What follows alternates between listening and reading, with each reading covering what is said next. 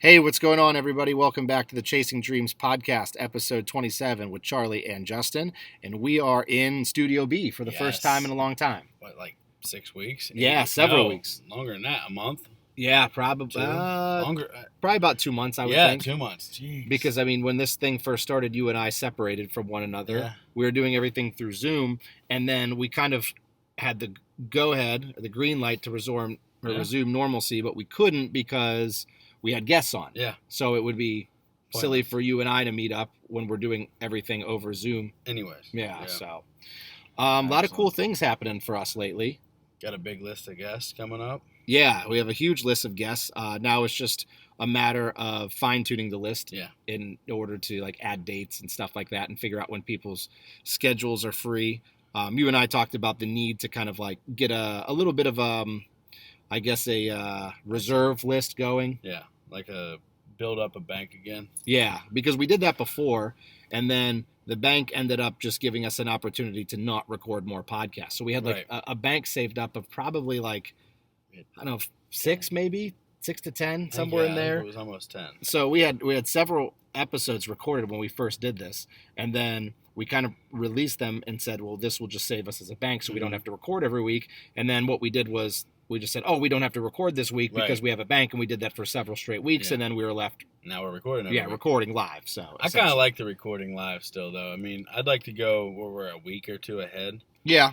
And it's definitely hard, like you and I talked about off the air, because whenever you record podcasts, especially, with us involved in fitness, like we talked about different competitions that you and I have done and things that we participated in, and even like world events, like when we talk about like coronavirus, like if you let that sit for a couple weeks and then post it, it's outdated. Yeah, gotta be relevant. So we try to make it, heck, a lot of these podcasts are about 15 minutes old by the time they're aired. Right. We literally will record and then give it to you guys right after that. So I kind of like that too, because there's no opportunity for making changes or hiding anything in them. Because some podcasts, some people, you sometimes you think, oh man, they're editing or this or that, and we're just throwing it out there. Yeah, no editing. I think the only time we would quote edit was last week when we had to splice 2 of them together because our session on Zoom timed out. Even though I upgraded it, our session still timed out for whatever reason. I have to kind of troubleshoot that issue, and we had to stop Shannon and then start Shannon again and re-record or put it right back. So we put the 2 episodes together, which was a smooth, easy process. But other than that, there's no editing. It's very live. Speaking of editing, I think that's a great transition into what we wanted to talk about today. You and I have some big plans. Yes, very big. Coming forward with the podcast, not just in the terms of guests, but in terms of like kind of how we are mentally approaching this and stuff. Like for me, and I can't necessarily speak for you, but I'm sure you're thinking along the same lines. For me, a lot of my mentality was changed because I felt like I personally in my life lack direction. So like I'm one of those people where I truthfully feel that I give 100% to everything I do. And not that that's a bad thing, but there could be some drawbacks to that because you tend to spread yourself thin. Yeah. Because if you're doing so many different things at 100% and always pedal to the metal, your energies, both physical, mental, and spiritual, can get pulled in so many different directions that you're not really like focusing on one thing per se. And I spoke with you again off the air about like bodybuilding. I said, I wonder what I could do with bodybuilding if I dedicated full time to it. I just would not train clients at the gym, didn't have any online clients that I work with, didn't do a podcast or any like social media outlets. And I just focused on going to work to make money and then putting that money back into bodybuilding, like what I could do. And then I kind of went through every aspect of my life and said, what if I dedicated all my time to this or all my direction to that? And I've always felt like I've underachieved in ways. And it wasn't because of a lack of effort. It was because of a lack of direction. Like I was pulling myself in so many different directions because I want to do everything that I do perfect. And I sat down with you and we talked on the phone and said, hey, like, why don't we take this in a direction? Right. Because it only seems natural because we're getting so much good feedback, like regularly. And it's wild that the amount of good feedback that we are getting from people that I didn't even think were listening. Yeah, and we talked about how we have people that we don't even know that will come up to us and say, not that like we're celebrities. I mean, this is just people that are in our local gym and, small community that we live in. So it's not like a global thing where people are messaging us and stuff like that. But it was pretty cool when you hear that feedback. So naturally, it was just kind of like, hey, this is one of the areas that we should really pursue as far as putting all our eggs in this basket and see what works out. Go after it. Yeah.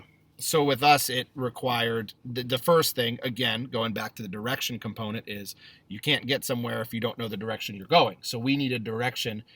We had a direction with the podcast in terms of what we stand for, what our values were, what the goal of the podcast was. But how to get to that goal, we needed to sit down and hash things out like in person and actually put it in writing, because I feel like it's a lot better when you put something in writing versus when you just say it's going to happen and then you don't actually adhere to it. It's almost like writing down the directions or putting in the coordinates into the GPS. Yeah. You know, we had that brainstorm session there where, you know, we hashed everything out and we got a direction, and now we have a plan. You know, and that goes back to like one of the weight loss series. You know, so one of the first things we talked about was making a plan. Mm-hmm. You know, and time management. So I actually like that analogy of putting the coordinates into the GPS. I think I'm going to steal that and use that pretty regularly. You know, and like you were saying about putting 100% into everything we do, because I'm the same way. I won't do something I used to as a kid, and as a young adult, I would haphazardly do things. Mm-hmm. I would put together a shelf for my wife, and I would just, I don't need these extra parts. Make it work. Yep. But now that I've kind of unlocked this area of my brain, you know, and really think differently anymore, I refuse to do something without putting 100% of effort into it. Well, the older you get, the more you realize that the most valuable commodity you have is time. Right. Like your time is limited. You can't waste it. And that's kind of where I'm at, where I only have a certain number of hours in the day, and I have so many things that I want to be productive with and so many things that I can be productive with, that if I let myself waste time, I accomplish so much less than if I stuck to a plan and, you know, had a time schedule of what I was going to do. And you don't want to just waste time as you go through things. So for me, you know, the more and more, I guess, obligations that I have that were pulling my time, the more scatterbrained I was, which didn't allow me to really concentrate on what the most important things in my life were. That's ironic you talk about time. I can remember reading, I was either reading David Goggins' book Can't Hurt Me, or he was talking on a podcast or one of his short clip videos or something. I can't remember where I seen it or heard it, but he talks about there's 168 hours in a week. Mm-hmm. And if you figure, he breaks it down in real quick math, like you figure 8 hours of sleep, you know, so he does all this math, and it leaves you with like 120 or so hours a week of free time. Yeah. And it's like, how do we not have time to get something done? Mm-hmm. We just have to plan, and we really have to execute the plan. So like, that's what I was saying about the 100% of effort. You know, we all perceive ourselves as putting 100% of effort into everything. But like you were saying, once you focus in on one aspect, the quality of the 100% goes up. Yeah.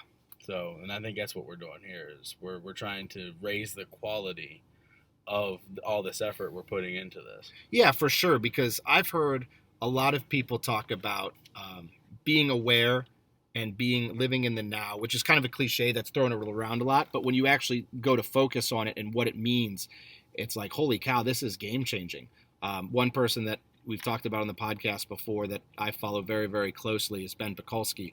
And he always talks about the need to be present in the moment and focus on what you're doing. So when you're lifting, like, you're obviously realizing that you're lifting, but what are you actually doing while you're there? What is going through your mind? Like, as you're flexing and lifting weights, are you contracting the muscle as hard as you can and thinking about why you're doing this? Or are you just kind of like going through the motions? Yeah, daydreaming or just kind of thinking whatever.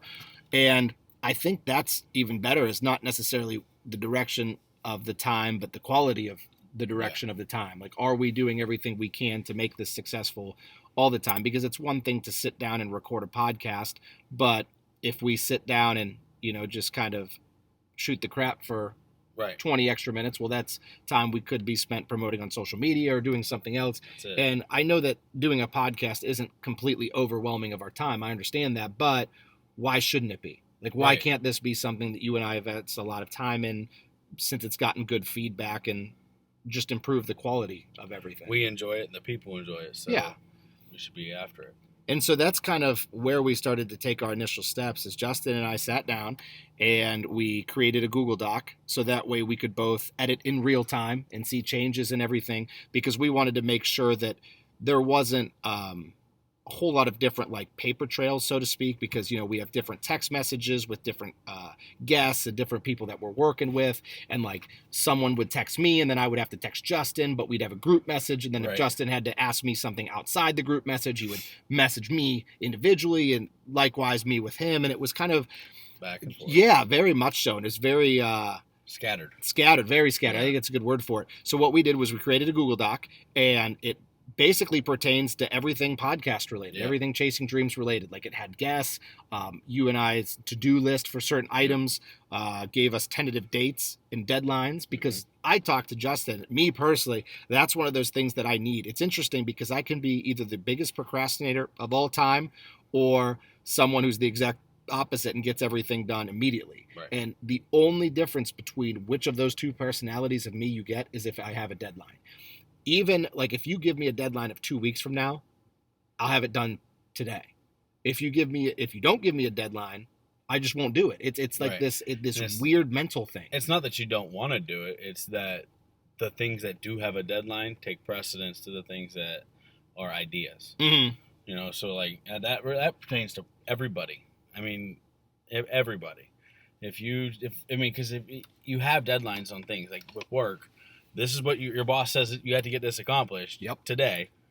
Well, the things that you need to get accomplished to get everything else accomplished later go on the back burner, because the things that have to get done today have to get done. That's kind of been my mentality as far as my approach to different time management skills, because everybody, believe it or not, has their own unique way of managing time. So some people will say, I'm going to get done the things that are going to require the most amount of time. So I'm going to get the hardest things done first and then focus on the easier things regardless of deadline. Some people will say, I'm going to focus on the easiest things first. That way I get the ball rolling, get some work completed, I feel good about myself, and then I'll go on to the bigger and more difficult tasks that like require the greatest allotment of time. Me, I've always done it in just a deadline fashion. Right. So like in schoolwork, I try to kind of clarify that to my kids. Get done the things that are due the soonest, and then branch off and go from there linearly. Right. Do the things that are due the latest last. Right. And so giving ourselves deadlines on that Google Doc with certain things, even just contacts we had to make or scheduling certain people for interviews, I felt like that was huge for us, just because I am guilty of saying, oh yeah, I'll get around to that. I'll make sure I contact that individual, and then I don't. Or I'm going to make sure that I talk to this person about this thing, and then I don't. So we would end up spinning our wheels, and then we would meet a week later to record again and say, hey, Charlie, did you do? Oh, no, I forgot. Justin, did you do? Oh, no, I didn't have time. And then, we're right back in square one, essentially wasting a week. The only thing we gave the people was a podcast episode, which is for sure the final goal of this. But there's so many intricacies that we could be working at aside from just the recording component that are going to make the recording component so much more popular. This is the fun part. Yeah, this is the easy part too. We sit down and talk and have a good time and meet some pretty amazing guests and stuff. So yeah, that's kind of the origin of the Google Doc. And we kind of talked both short-term and long-term. There was a lot of planning that went into it. It wasn't, we talked about what do we have to do today? What do we have to do tomorrow? What do we have to do next week? What do we want 5 months from now? 5 years. Of like 5 years, just kind of a grand scale type of thing. And anything that came to our mind, we kind of put it down on paper. And the cool thing is, since we've had that, we've also had the opportunity to delete stuff. Mm-hmm. So now I like the old things that were original due dates, like our first due dates, like, hey, we have to do this by the end of the day or whatever. You go on, delete it, and you feel refreshed because you're tapering down, the to-do list, which is always a good feeling. So that's kind of where we're at now. And you and I talked together, and I think that this is important to speak on too, is we discussed what do we focus on more? Because whenever you're building a brand, which our podcast in and of itself now has become kind of a brand for us. I use like the car analogy when we were talking. I speak in analogies all the time just because teaching fifth graders, you have to make stuff understandable. Relatable. So I used a car analogy and I said, if you know that there's this very popular car and everybody knows about it, maybe a lot of people will buy it because it's a very recognizable brand. But if the car is not too good of a quality, then a lot of people may buy it, but then they won't return to rebuy. buy it. Yeah, to rebuy anything in the future from your company if it's a poorly made vehicle.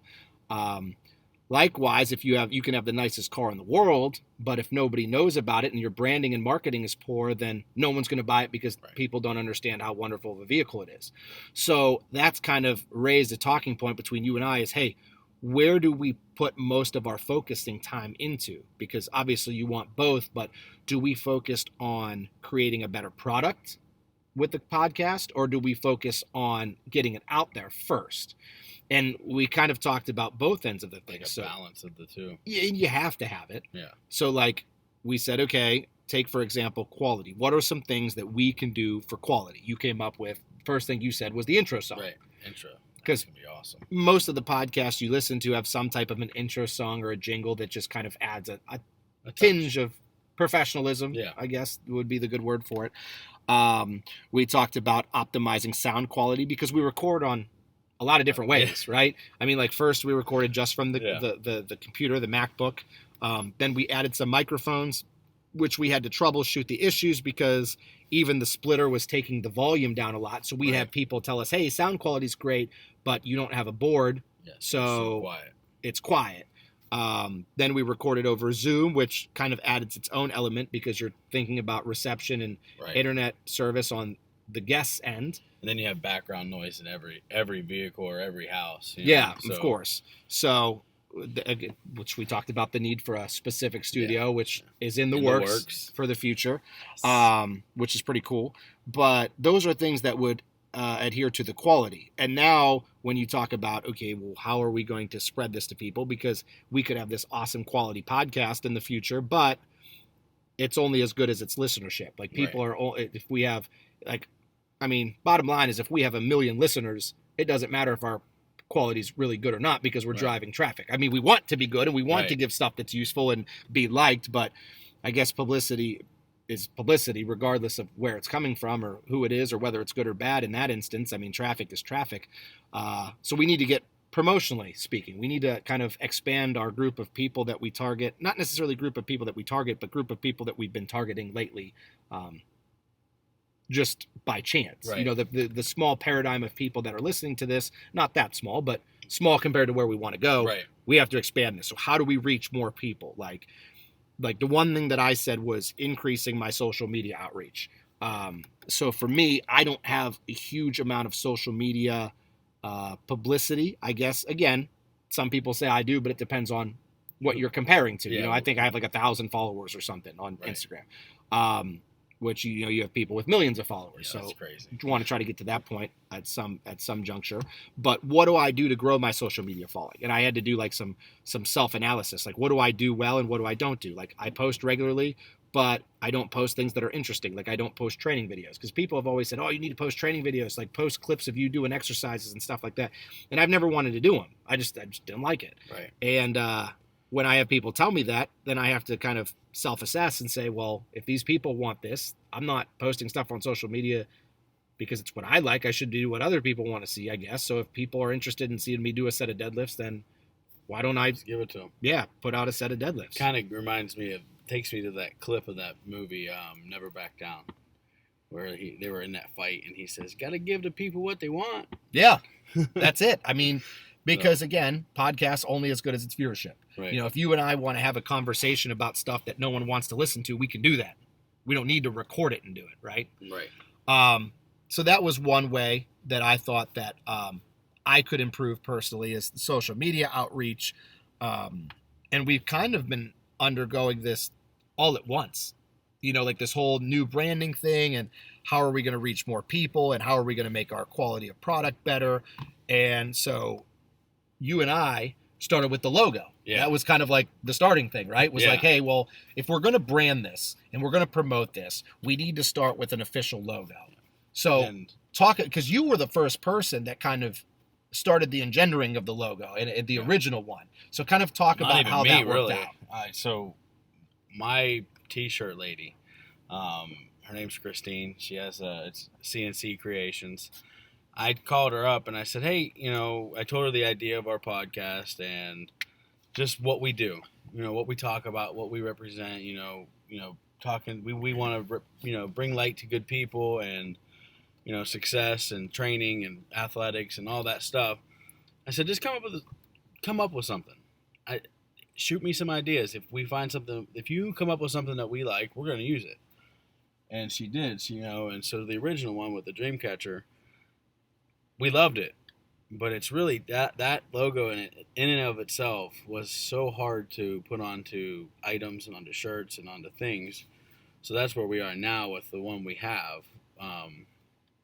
So there were a lot of things that we liked about it. Like the color scheme and stuff, because you and I are both, for whatever reason, it's kind of just been this thing that you and I have both been very, very red people. Yeah. I mean, the school that you graduated from that I now teach at and work for and coach at, it's red and white are the colors. So I have a lot of apparel from there. Redcon One, the company that we're both associated with, has red as its base color. So I have a lot of red clothing from there. Mm-hmm. Your truck is red. So it's just like red was kind of a theme that just was a mutual point between you and I. So we wanted to go with the red thing.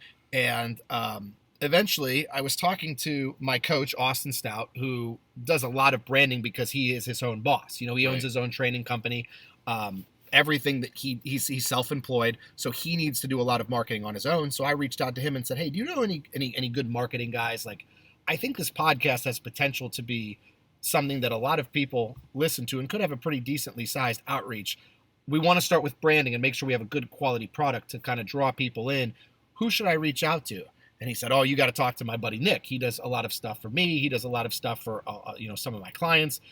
He does a lot for Morphogen Nutrition, which is a supplement company that Austin's associated with and actually designs products and supplements for. Wow. So I was like, okay, I'll reach out to him. So you and I, for the past couple of weeks, have been in contact with Nick.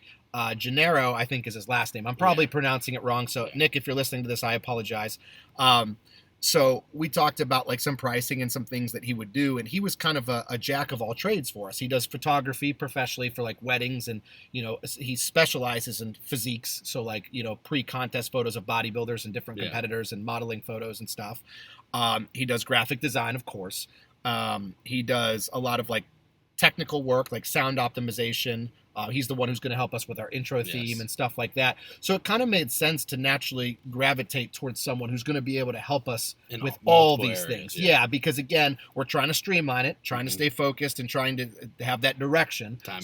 Time management. Yeah. So all those things just point to the obvious reason, like, hey, let's hire this guy and kind of see what he can do for us. So we have the new logo out. It's posted on my Instagram. I believe it's posted on your Instagram and Facebook as well. I put one of those sliding things, like where you post a story on Instagram and you can slide to see how much people liked it, and got fantastic feedback. Like everybody really liked it, said it was pretty cool. The version that we have on our phones, when you post it to Instagram, it's a little bit faded, so you can't really see the intricate details. Yeah. But like the darkness is actually a sky. Yeah. And there's cloud outlines in it and stuff. It's really, really neat because like when you think of chasing dreams, dreaming, you think of like being in the clouds and stuff like that. And we went through like a pretty arduous process of trying to like design the logo, because we went to Nick and said, hey, make us a logo. And he sounds great. He says, great. What do you guys want? And then we were like, we don't know. So we gave him a couple adjectives to describe what we wanted. We said simple. We want it to be something that somebody can look at. We want it to be easily recognizable. So like we can take the symbol or whatever we use in our logo, whatever the picture is, and transpose it different places. Right. And people can say, oh, I know what that is. Yeah, I know what that symbol is. That's from Charlie and Justin's podcast. Yeah. So we kind of started there, had some ideas, went back old school to our original logo that Christine had come up with, and said, okay, what do we like from this? How can we take it and kind of make it a little bit easier to mesh? And ultimately we came up with what we have now, which is the speech bubble and the Chasing Dreams podcast in it, and like the kind of cloud surrounding and stuff. We had a lot of trial and error picking out fonts and sizes and blending lines and stuff like that. That's way above my head because I'm the least artistic person in the state of Ohio. Me too. And it worked out for the better, and we got that. So now we have the logo, which is the base, and the next step is, okay, how do What do we we do with use? it? Yeah, what do Yeah. we do with it? Yeah. Exactly. Because we talked about merchandising. Like you had some good ideas that you said you were going to shoot to Christine about maybe getting Shaker. made for us. Shaker bottles, shirts, hats. I think hats would be cool, even if it's just toboggans. That the new age, the new rave in the gyms is them headbands, Yep. them junk headbands or whatever they're called. So I think that stuff would be great. Great Mhm. ideas. And then, we could even go with stickers. Yep. Bumper stickers or window decals. So there's a lot of areas that we can branch with this. And it's such a easy logo to use. Mm-hmm. So and that's what I think we were going for mainly was simplicity, but standout. Yeah, something that is recognizable, standout is a good word, and simple in the fact that we could just use, like, the example that you brought up was really good. You said the Nike one. Yeah. Like, when you see, like, the technical Nike logo is the swoosh and, like, the words Nike and stuff, but you can take the words out of it, and everything you see is just the swoosh. Yep. Or The even UA. looking the same thing, yeah. Yeah. Or even in similar fashion to that checkmark swish is Verizon. Verizon has the red checkmark. When you see that, it just says You know Verizon. it's Verizon. You don't have to see the word Verizon. Just a simple red checkmark or whatever it is. I think there's a neurological term for it where, like, where like people will write words with like the @ symbol for an A, the $ for an S, or they'll even drop characters out of a word, and our brains will read it.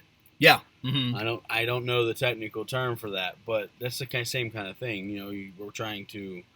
We want people to see our brand just from the image. And that was really cool talking to Nick because he had all those insights, like almost to like the point of psychology of art Right. and what different colors mean and like the feelings that they instill in you. And it was really interesting hearing him speak about all that stuff because you see different colors and you're like, oh, I never realized that could give that sort of an effect in people. And it was really interesting hearing a professional's opinion and insights on that because, again, you and I are just artistically declined, I guess. Guys. Yep. Yeah. So that's kind of where we're at with that. Everything is now in the planning stages. And I guess the last thing that we should mention with that is all of the branding that we were talking about was simply geared at just publicity. Yeah. Like, we have no intentions whatsoever. I mean, I guess down the road, eventually we would. But initially, our thoughts are just on popularizing this, not making money off of it. Right. Like, with the shaker bottles and the stickers, we talked about, an absolute bare minimal markup on the price, Right. not to make money, but just to a tiny bit, pennies almost, just to invest back in it to buy more. Right. Yeah. That's it too. Just to refund future stuff. Mm-hmm. If we want to run a different logo or run a different line of shirts, we need to be able to pay for them. Yeah. And we talked about opening a bank account even. Mm-hmm. Obviously it seems a little bit far-fetched now because we're such a low-budget operation as far as what our needs are. Right. But down the road, that may be something smart for us to do just because we have, even like something little like a subscription to Zoom or, Right. The buying Libsyn. microphones or Libsyn account that we have so we can post these podcasts. So it's nice to, again, streamline it, have it in one particular place. And that's kind of where we're at with the branding. So I guess we should also throw out there about how we, number one, thank all of our listeners Yes. because they're the only way that this can grow. Number Our two, guests for coming on. our guests for coming on for sure. And then also, we asked you guys, please, if you like this, definitely share it and post it because it may sound corny, but I get kind of chills and get butterflies when I see like people repost our stuff. When they say, hey, listen to this episode, it's real good. I'm like, holy cow. Like, Yeah, and it goes because it notifies me whenever somebody puts it onto their story, and I'm like, what? Yeah. Okay. It's very cool. That Yeah. feeling never gets old, I guess. Ever. You constantly feel like a lot of, I don't know, gratitude for those people. Like I feel very thankful for them just because, they are the podcast. Yeah. It's like they say, like, the church isn't the building, it's the people that attend. Yeah. Same thing. The podcast isn't the episode, it's the people that listen. Yeah. Because we're literally doing it for you guys, and that's it. I mean, we're not doing it for us. Yep. So, Lastly, before we get into a little bit of stuff on our end, we'll continue to talk podcast. We have to give a very, very important shout out, which is another milestone. yeah, this is a big one. This is really cool. Our very first sponsor, Beast Mode Baking, which Yes. our loyal listeners will know that we've spoke about that company the past 2 weeks. Yeah. With Shannon Knorr, who is a professional bikini and figure competitor. She is a registered nurse. She has overcome eating disorders. She is an independent small business owner. I mean, she's got a lot of things going on. She's quite the fascinating individual. We love her. And I think it's awesome that she took time out of her life to want to help us. Yeah. So we now have Beast Mode Baking, which is our first ever sponsor, which is pretty cool. Yeah. Again, it's you know what I think of? It's like when you would tell us about your weight loss journey when you first started. All those little things that seem so trivial, yeah, that were like big milestones for you. Like, hey, I walked around the track 1 time today. That may seem tying your shape. Yeah, exactly. Like things that people take for granted that you never think of. That holy cow, like this is a big deal to me. So we're very happy to have Beast Mode Baking on board. Beast Mode Baking is a company that specializes in dessert treats. She posts pictures all the time, and it's pretty tempting to say the least. Yeah. Like brownies and cookies, and brownies. Cookies and brownies combined. If you take one thing that I am terrible at, it was definitely the artistic side, which we talked about. The other thing is culinary skills. Like I cannot cook, I cannot bake, I can't do any of that. Like I'm very, very unskilled when it comes to that. So I'm not the person to talk about, how great the recipes are and stuff. But we're looking forward to getting some Beast Mode Baking products. Yeah. If you guys want to contact Beast Mode Baking or Shannon, number one, I foremost suggest that you listen to our previous 2 episodes. And secondly, you can contact Shannon via her Instagram account, just Shannon Knorr. It's ShannonKnorr. I believe her Instagram name is Shannon Knorr 13, if I'm not mistaken, or S Knorr 13. It's just S Knorr. S Knorr, okay. But maybe that's her email I'm thinking of. Yeah. Shannon, sorry for screwing up your info. We'll make sure we get people in touch with you. And I personally posted a picture to Beast Mode Baking's like different options that they have and websites, so you can check that out, because every time you support one of our sponsors, you support us. Yes. So we would appreciate you guys going and giving Shannon and Beast Mode Baking a shout out, or maybe even ordering from them. Yes. Okay, so enough about the podcast. Let's talk about daily life. I have a 20-second update on myself. Nothing interesting at all, really. Just continuing to train. Starting to train weightlifting wise. Conventionally. Yeah, conventionally, correct.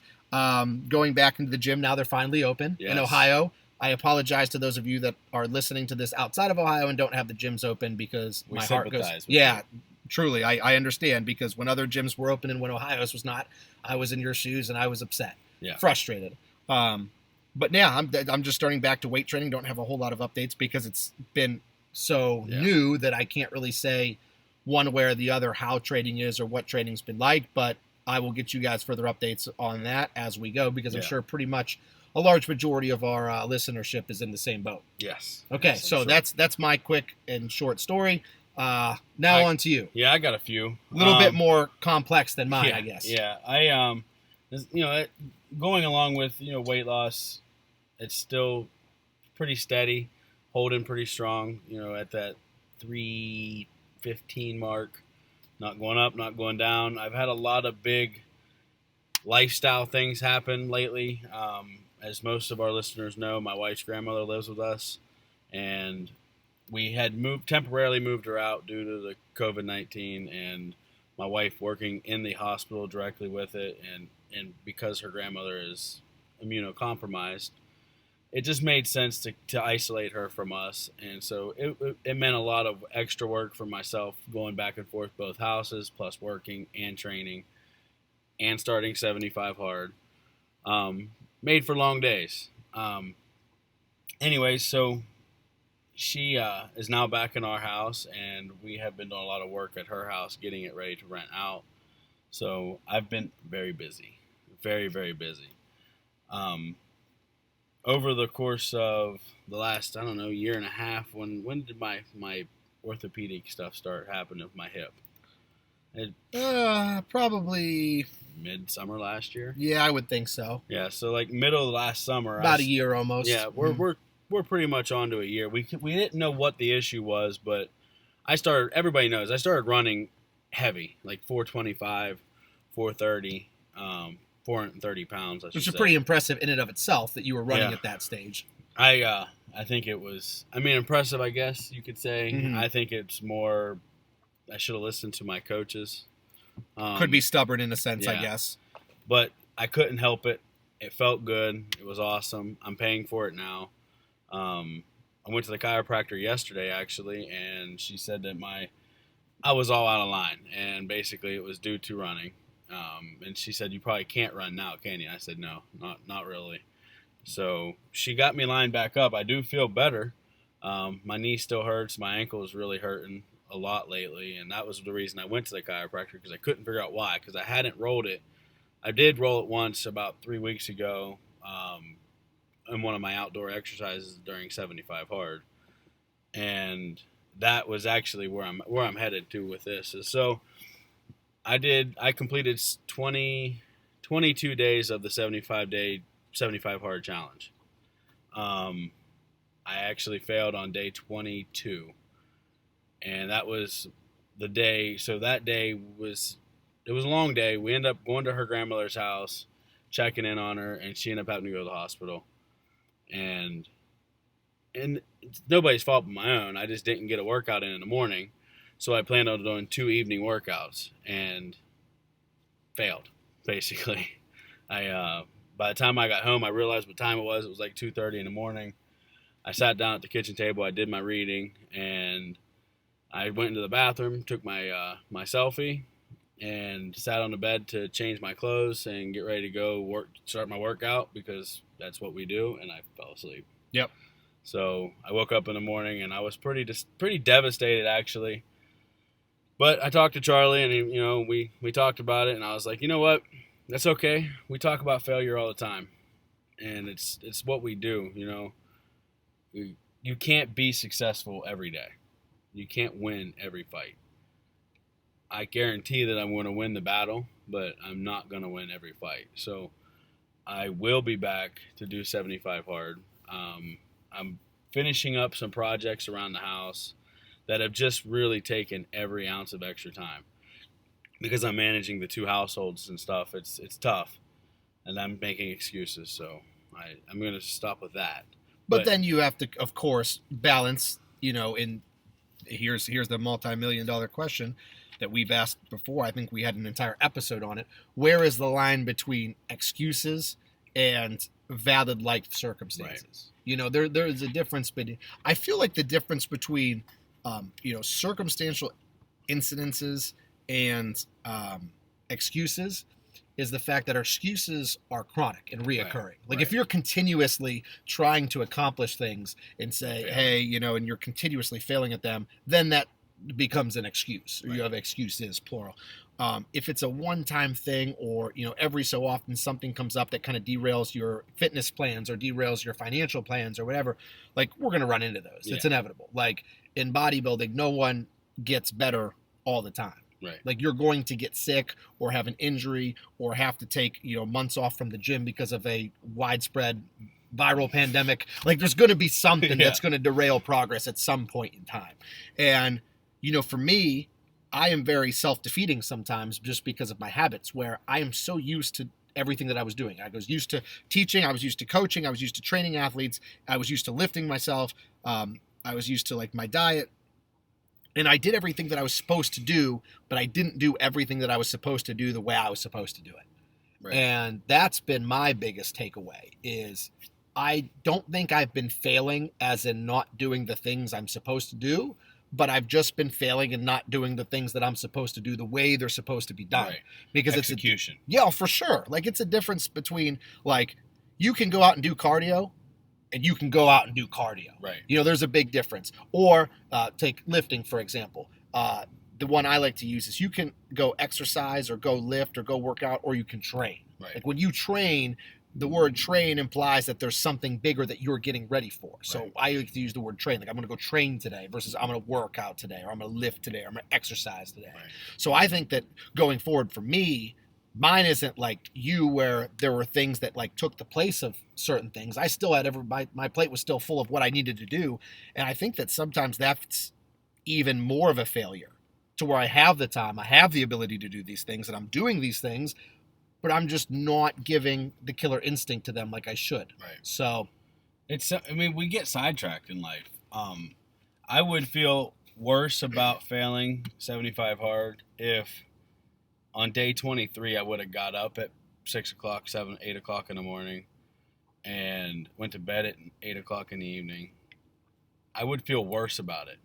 But no, I still was getting up at 3:30 every day. I was still staying up till 11, 12 o'clock at night, every night, working, trying to get things accomplished.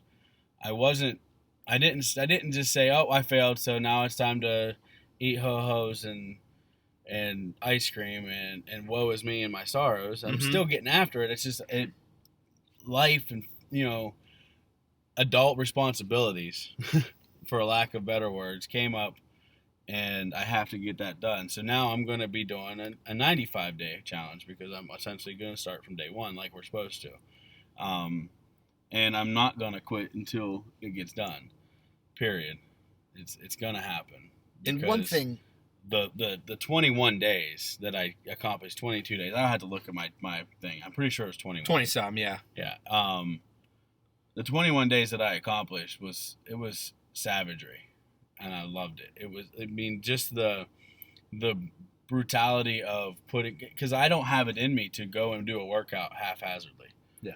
I can't go to the gym or go out to go for a little walk. Even whenever I did a couple active recovery walks as an outside workout, I did interval work, or I did, calisthenics, high knees and karaoke and bear crawls and some sprints, with a messed up knee and hip. It's not in my nature. It used to be, but I've changed that environment, changed my own physical environment to that's not a thing we do.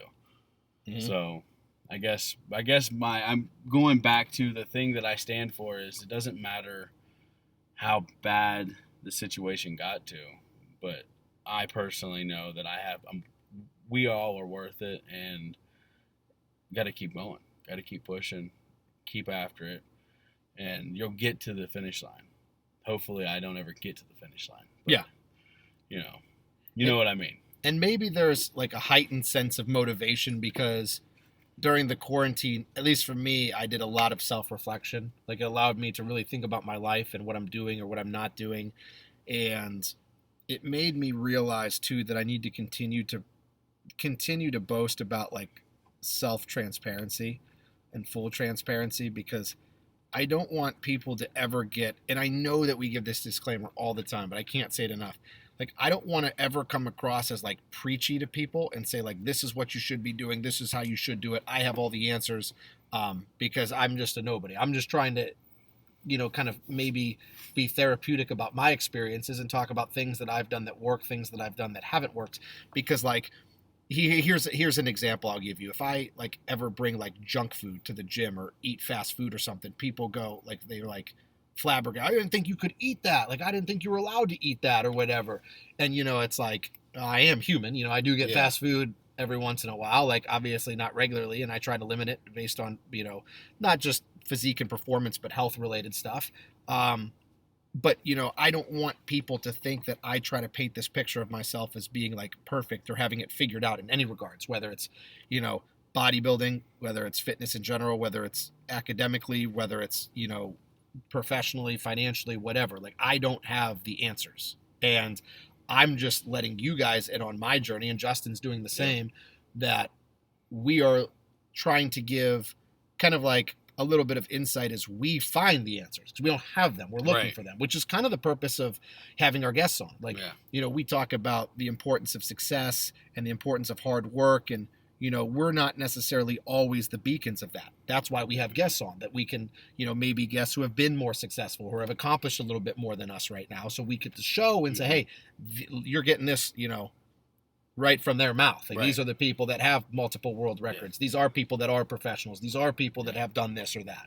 they are the experts. Yeah, correct. Yeah. They are the successful ones. And that's kind of, what we talked about growing the brand even more is getting, guests who are not necessarily better, because we'd like to think that all of our guests are extremely accomplished in their own individual ways, but getting people that are maybe further along in their journey of success, Right. and have had more time to kind of marinate either, financially or whatever, and accumulate more stuff, I Right. guess would be a good way to put it. Yeah. I mean, success to me is so important to chase. And that's kind of where, like the chase part of the Chasing Dreams podcast is chasing success, because nobody dreams to be a failure. You know what I mean? Nobody aspires to be not successful. So chasing success, it could be called the Chasing Success podcast. You know what I mean? Really. But, we dream of success. We dream of big things, naturally as humans, and I have to chase success. So that's why I want to talk to people like Shannon, or people like Johnny. They bring so much to the table, and that's why when we meet these people in life, we're like, wait a minute, hold on, let's not talk too much. Let's push record. So everybody can hear this conversation. So everybody can get some insight from you. Don't want to hog the bountiful knowledge of our resources to ourselves, for sure. Absolutely.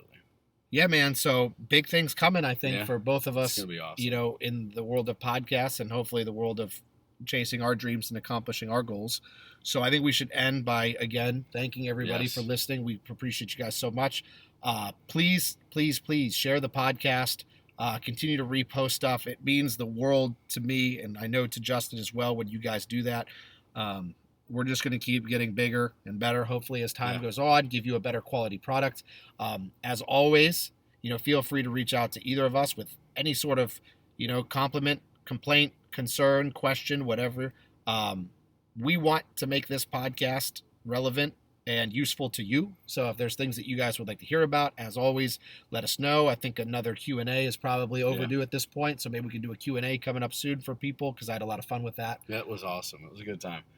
We actually had so many questions that we had to answer about half of them. So actually not even half. We had a lot more than that. So we could do some of them questions, even if, we wanted to do that. I'd like to answer every question. Yeah. You know what I mean? Like, so we'll just keep banking up the Q&A questions and just start powering through them. Yes. Because I want everybody, because that person's listening and they're like, oh, they didn't get to mine. But when you do, when we get to their question, they're gonna be like, yes. Yep. There it is. Yeah, so, because you want to try to get as much interaction as possible. This is supposed to be a two-way street. Like, the dialogue isn't necessarily between you and I talking. The dialogue is between us and then the listeners interacting with us after they hear what we have to say or whatever. Absolutely. All right, guys. That's it, really. I think that is it. So with that, we have come to the end of another episode of the Chasing Dreams podcast. So for Justin, I am Charlie, and we will see you guys next week.